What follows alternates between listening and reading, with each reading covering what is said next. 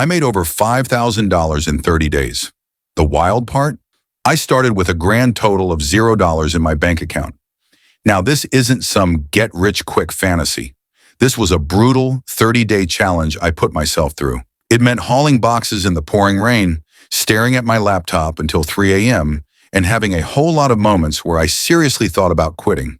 But I stuck with it. And what I found out is that you don't really need money to make money. You need a plan. And in this video, I'm giving you the exact playbook I use, step by step. Section 1. It all kicked off with that horrible sinking feeling you get when you check your bank account, and the number staring back at you is a big fat zero. I was there. I felt stuck, frustrated, and totally trapped with no idea what to do next. I was so tired of hearing, "It takes money to make money," because that was a luxury I just didn't have. So I decided to do something a little crazy. I set a public challenge for myself. The rules were simple. I had 30 days. I had to start with $0 in capital, and I couldn't spend a single penny that I didn't earn from the challenge itself. Build a profitable business from absolutely nothing and prove that anyone, with enough hustle and a little creativity, can do the exact same thing. This wasn't just about the money, it was about taking back control. I documented everything, the wins, the losses, all of it, to show you exactly how it's done. Week 1, the grind for quick cash. The first week was all about one thing, getting cash in my pocket fast. When you're at zero, you can't afford to wait around for some long-term strategy to kick in.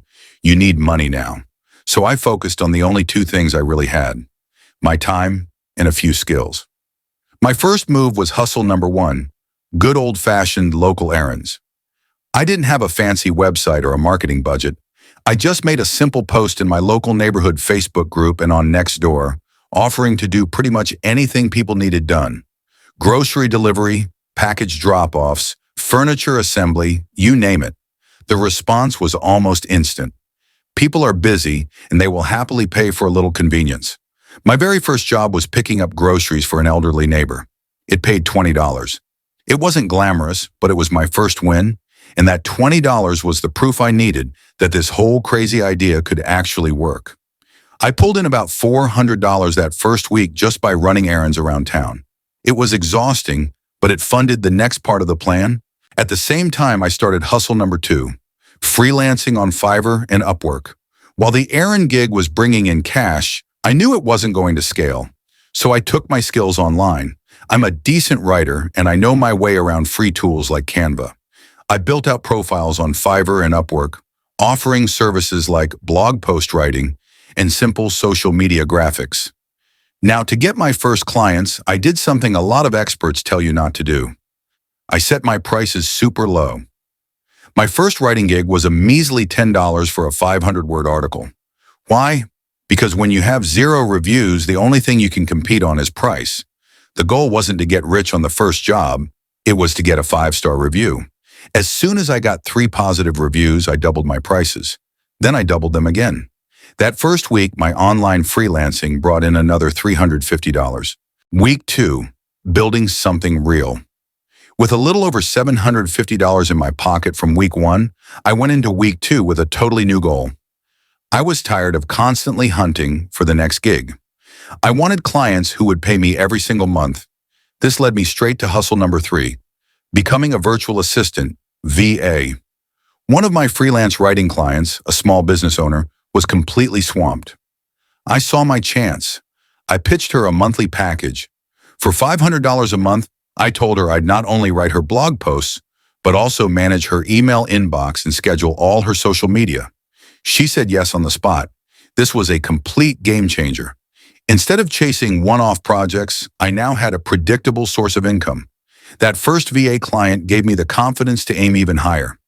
I started noticing that a lot of the local businesses from my errand service had terrible social media, if they had any at all. So I launched hustle number 4, social media management. I walked into a local coffee shop I delivered for and literally showed them what I could do to improve their Instagram. I offered to manage their account for 1 month for $800, creating and scheduling posts to get more locals in the door. I used free scheduling tools and the Canva skills I was already building. Within a couple of weeks, they saw a real increase in foot traffic. This hustle proved you can stack your skills. One side gig can feed directly into the next one. The errand service gave me the local connections, and my freelance work built the portfolio I needed to land a bigger, better paying client. Weeks 3 and 4. Working smarter. The first 2 weeks were a pure, non-stop grind of trading my time for money. For the second half of the challenge, my focus shifted. I wanted to create income streams that could, eventually, start making money even when I wasn't working. This brought me to hustle number 5, a print-on-demand store. With print-on-demand, you create designs for things like t-shirts or mugs, but you never have to touch any inventory. When someone buys from your online store, another company prints your design and ships it for you. I opened an Etsy store, connected it to a free service called Printful, and just started making simple text-based designs in Canva. The best part? It costs absolutely nothing to start. They only charge you for the product after you've already made a sale. I uploaded about 30 designs based on trending topics and hobbies. For 2 weeks, crickets. Nothing happened. Then one morning, I woke up to that beautiful notification, "You've made a sale!" A t-shirt design I'd almost forgotten about had sold. Then another, and another. It wasn't a fire hose of money, but it was my first taste of semi-passive income. By the way, if you're getting some real value out of these specific actionable steps and want to see more challenges like this one, do me a huge favor and hit that subscribe button. I drop new videos on building income streams every single week, and I'd love to have you in the community. Finally, I started hustle number 6, blogging and affiliate marketing. I knew this was a long game, but the best time to plant a tree is right now. I launched a free blog on WordPress, and my niche was simple. I was documenting this exact journey. I wrote posts like, how I made my first $100 freelancing, and 5 free tools to start your business. Inside these articles, I put affiliate links. That's where you recommend a company's product, and if someone buys through your unique link, you get a small commission at no extra cost to them. For example, I recommended the paid version of Canva and a few other tools I was actually using. In the first month, the blog only made about $50, but it laid the foundation for a true passive income source that can grow for years. The final tally, how'd I do? All right, so after 30 days of grinding, testing, and learning on the fly, let's break down the final numbers. How much did I actually make starting from a bank balance of 0? From hustle number 1, the local errand services, I made a total of $950. From hustle number 2, my freelance writing and design gigs, I earned $1,450. From hustle number 3, that monthly VA client, I locked in $500. From hustle number 4, the social media management client, I brought in $800. From hustle number 5, my little print-on-demand store, I profited $780 after all the fees. And finally, from hustle number 6, my brand new blog, I made my first $55. When you add all of that up, the grand total comes to $5,535.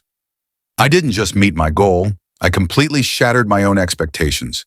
And I did it all without a single dollar of starting money, which just proves that being resourceful is so much more important than your resources. So what did I actually learn from this wild 30-day ride? First, start with what you have, right where you are. I didn't have money, but I had time, a few basic skills, and a phone to connect with my local community. Your first dollar is usually hiding in plain sight. Second, you have to be willing to look stupid and fail. I haven't mentioned it until now, but in week 2, I also tried to start a drop shipping store. It was a complete and total flop. I wasted days on it and made 0 sales. But that failure taught me to double down on the hustles that were working. Knowing when to quit something is just as important as knowing when to start.